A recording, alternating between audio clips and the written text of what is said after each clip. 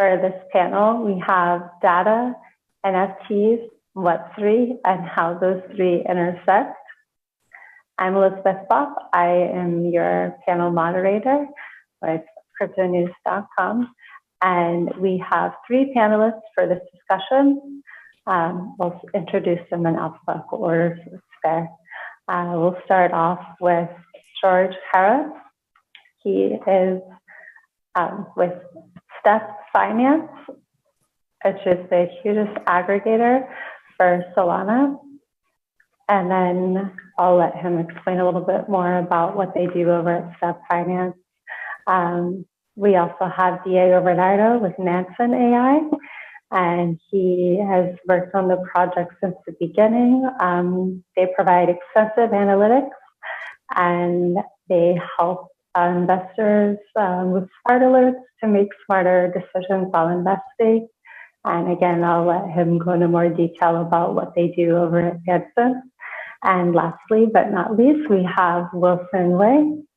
And excuse me, Wilson, if I butcher your last name. And he is the CEO, co-founder of CyberConnect, which is a decentralized social graph protocol. So Wilson, I'll let you begin and let me know a little bit more about what a social graph is. Hey everybody, thank you for having me here today. So I'm the co-founder of CyberConnect, and we're building a decentralized social graph protocol for developers to bootstrap their network effect and solve the cold start problem and build personalized social experiences within those dApps. So basically what a social graph is, it's a relationship between users. And you could refer it to, for example, your following on Twitter, or your friend list on Facebook, or your mobile phone address book. Those are considered as social graph. Thank you. Thank you very much, Wilson. And then Diego, let me know a little bit more about what you do over at Nansen. Yeah. My name is Diego. Thanks for having me. I am the data manager at Nansen. And Nansen is a blockchain analytics platform. And at our core, we help crypto investors discover new opportunities, perform due diligence, and potentially defend your positions against any threats. So at our core, we enrich on-chain data with proprietary labels and combine these labels into curated dashboards that give you high signal in order to make more informed trading decisions, whether that's looking into an NFT that you're interested in, or like a certain token, or maybe a liquidity pool. So that's what we do. Okay, and so would I be incorrect in saying it sounds a little bit like an advanced automated market maker? No, it's not really a market maker. It's more like analogy could be something close to a Bloomberg terminal for crypto. But really, like, we're providing analytics for all the sectors in the crypto space, and we're trying to build the information Web3 super app. Perfect, awesome. And then we'll hand it off to you, George, and you can let us know more about Step Finance. Sure. Yeah. Well, thanks for inviting me. I'm George. I'm the co-founder at Step Finance. We're essentially a Solana portfolio manager. And we're sort of that one place that is integrated with all the different on-chain dApps, whether it's DeFi stuff, NFT stuff, pretty much everything that happens on-chain. We're like the one place that brings that all together. So yeah, for us, our focus is really sort of just showing people their portfolio, being able to undertake useful tasks with Step. So that might be auto compounding yield farms, or settling orders on a DEX, or finding out pricing history for various LPs or something like that. So yeah, we put it all in one place, both mainly DeFi, but yeah, also growing out a lot of our NFT stuff recently. So yeah, that's what we do at Step. Awesome, cool. So I guess my first question here would be, being that the NFT space and Web3 has grown so rapidly in the past year, have you guys found that much easier, or has it been more difficult to find reliable data to use in your application or app? Well, I guess I can kick off then. So, I mean, look, all NFT data is on chain for the most part. So it's incumbent upon, at least in our case, we have to include that as part of a user's portfolio. So that means we have to get a whole bunch of different types of information. And often, people go like, what's the price of an NFT? Well, there's actually many prices. Like people obviously talk about a floor price. Floor price is like the minimum of a collection. So it might not be your NFT that has that price, but in general, the collection has that price. So that's one data point. Another one might be the last auction price of your particular NFT, or perhaps one with similar characteristics or something like that. So actually like trying to get like the price is quite a different thing. It's not immediately obvious. But for, that would be one example of sort of connecting with the NFT world. But once you have that, you're able to put it as part of a portfolio. And really sort of what we're also seeing is there's a lot of people doing other things with their NFTs, whether it's staking or, maybe they're using their NFTs in some cases on Solana to earn a yield and claim coins and then use that to do something else.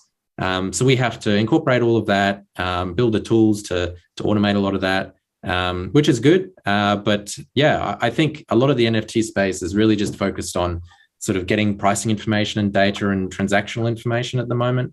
Where it will go from there remains to be seen. But we'll sort of see how we go. Certainly. And then Wilson or Diego, if you guys have anything to add to that. Sure, I'll add. So it's always been a work in progress, but we have plenty of data to analyze NFTs, and combining that information, like George mentioned, with prices and what is the price. We can also find out who exactly is trading these NFTs. So, with our product at Nansen, we're able to segment the smart money and like the smart traders, flippers, hodlers, NFT sweepers, and really like drill down and have a deep dive of whether your NFT at this moment is maybe worth buying, worth getting into, just because smart money is getting in as well. So even now in this downturn where, like projects like the Bored Apes have taken a huge haircut, I think the mutants are down 50%.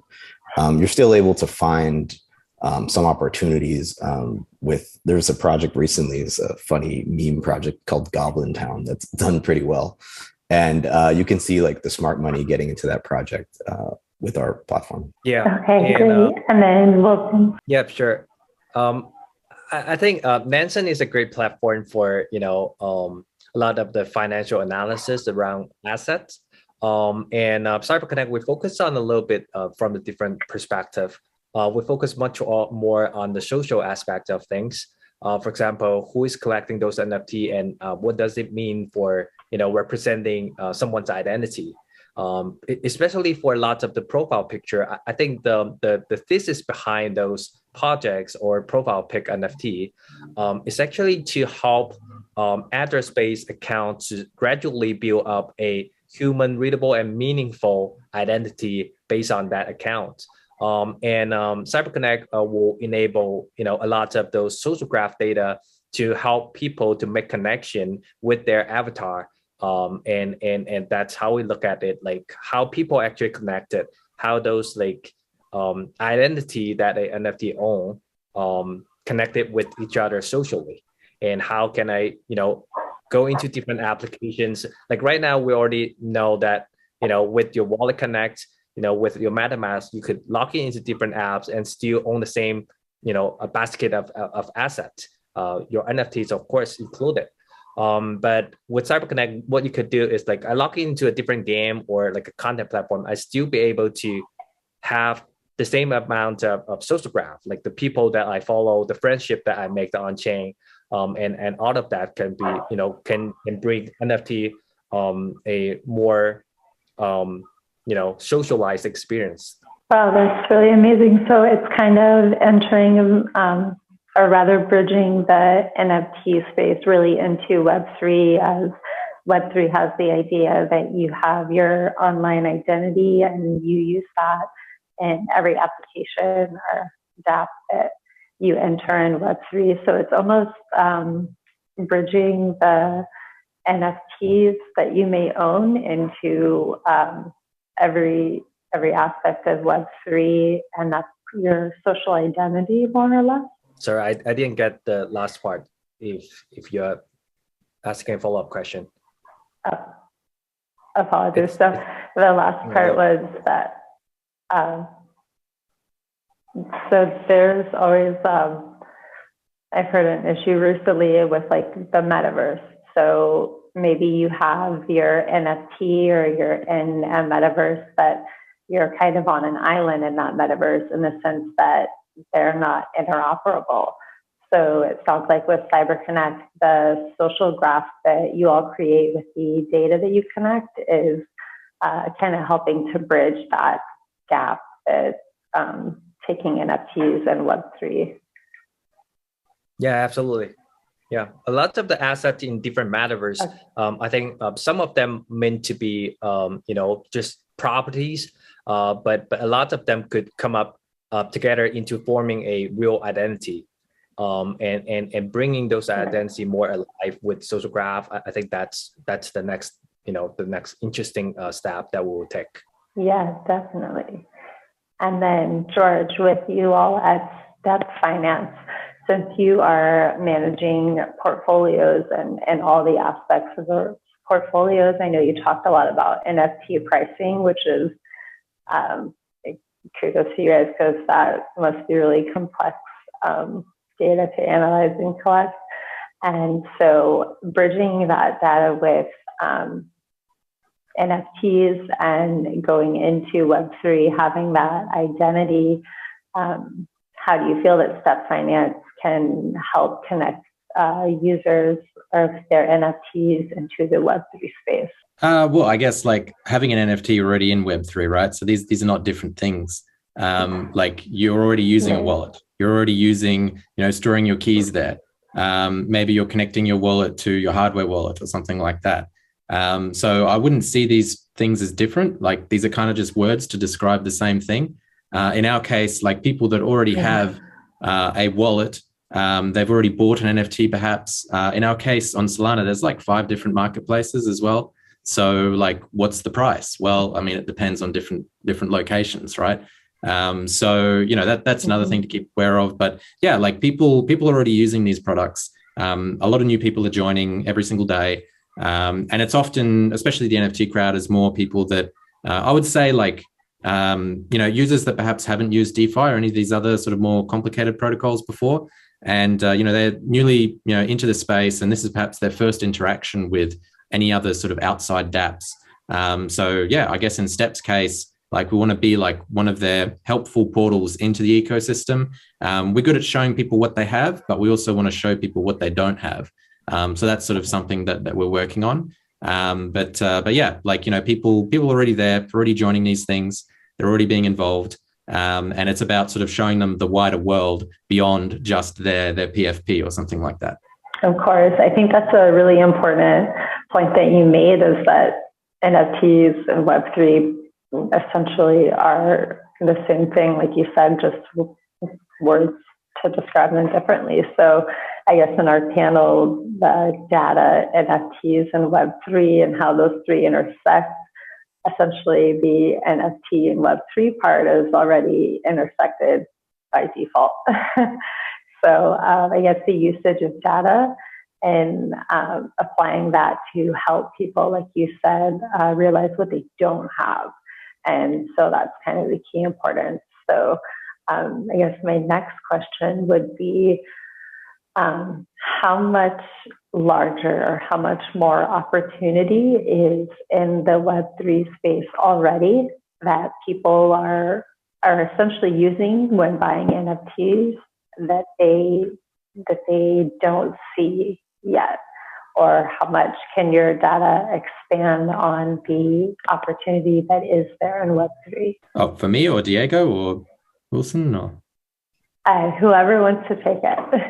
We can start with you, and then Diego, if you have something you want to add. Yeah, so I guess if the question is about, what other opportunities out there, is that right? Or sort of what the data can inform people of? Yeah, look, I think... Yeah. it's about, like I said, it's about showing people what they don't have. So like, you might, we integrate with like, I don't know, 60 different protocols, which is pretty much everyone on Solana. And there's a lot of different things going on, but not everybody knows these things. Like, it's our job to know these things, but someone new to the system doesn't. So really, it's about sort of displaying the opportunities there, putting them in some sort of concise, consolidated list, sorting in some method, however you want to do that. So you have to array the data in certain ways. You have to display it in certain ways. And that's just what makes it digestible for people. So if people are able to be able to quantify the opportunities, understand what they are and why they would benefit them, then they're probably more likely to take an action and actually press a button and do something. So our job's trying to get them to that stage, to use the data to essentially be able to move people through the funnel to do some other action. Sorry, and to add on to that as well, like, yeah, the opportunities in the space, I think, are endless, regardless of whether we're in a bear market or not. And that's pretty much our role as well, to, surface these opportunities, particularly in the NFT space. Like, we have the ability to see like the brand new mints that are going on, whether, how hot these mints are. So even if we're in deep bear territory, there's going to be some project, being born and probably having some interest in potentially be a good investing opportunity. Yeah, I think I agree. Like no matter how the market performs in the next 1 or 2 years, NFTs and in general like data have a pretty good opportunity for entrepreneurs and also for users. And I especially want to tap a little bit into the opportunity for data ownership. We have been, the whole industry basically spent most of the time talking about like assets and ownership of different cryptocurrencies.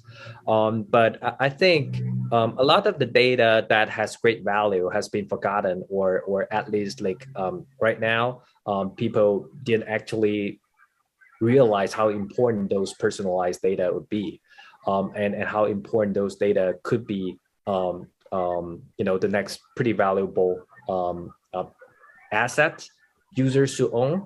And I'll give you one quick example. Would be like if you kind of like letting if we have a standard that let users to own their social graph, especially like for creators. For example, if you spend the last like 5 years and build up a pretty good YouTube channel with like million follower, the problem with it is you don't actually own those data. And if we have this like Web3 infrastructure that enable users to own those data rights, especially the social graph, users could travel between different platforms and still have the same amount of followers that they built. And essentially that means they're regaining their social capital. And where Web3 the wallet connect system could actually enable the interoperability and the mobility of your social capital. I was talking about like how important it is for users to actually realize the importance of their self-data sovereign, like because a lot of those data actually means a lot. And the example I just came up with, it's around social graph, right? And it's especially true for influencers and creators. You need to be able to own your own channel instead of letting the platform control your monetization process, your distribution, and everything. Right, and we have seen things start to change. Like, for example, Mirror gave us a pretty good example of how we could, use Web3, the technology and the blockchain to give back creators the ownership of their own content, and CyberConnect could give back the ownership of their social graph and distribution channel.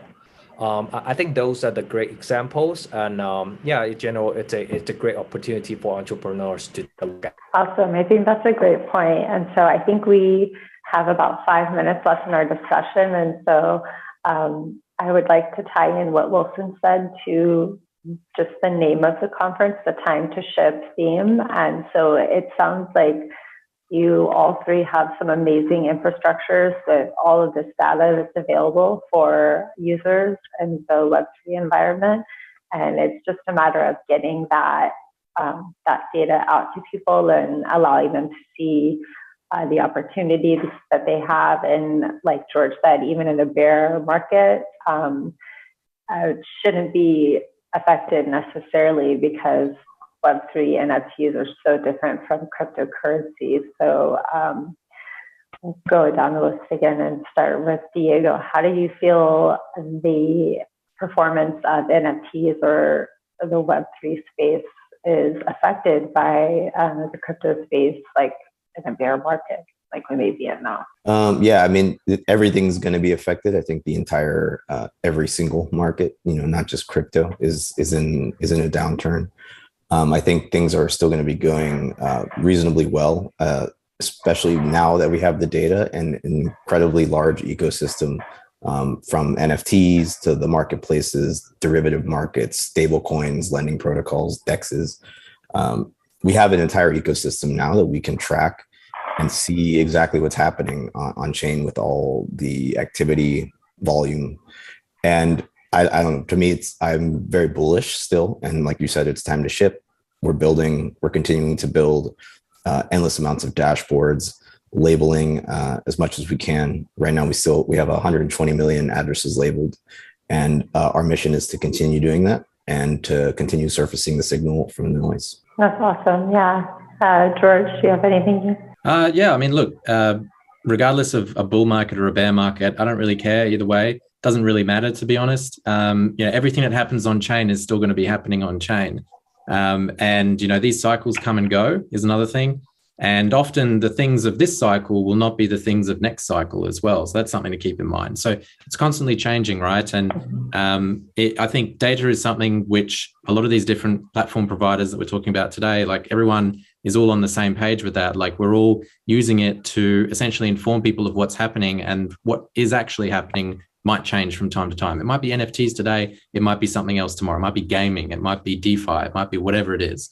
So the important part is that you're able to actually make all of this stuff human readable and actually digest it, and it makes sense to other humans.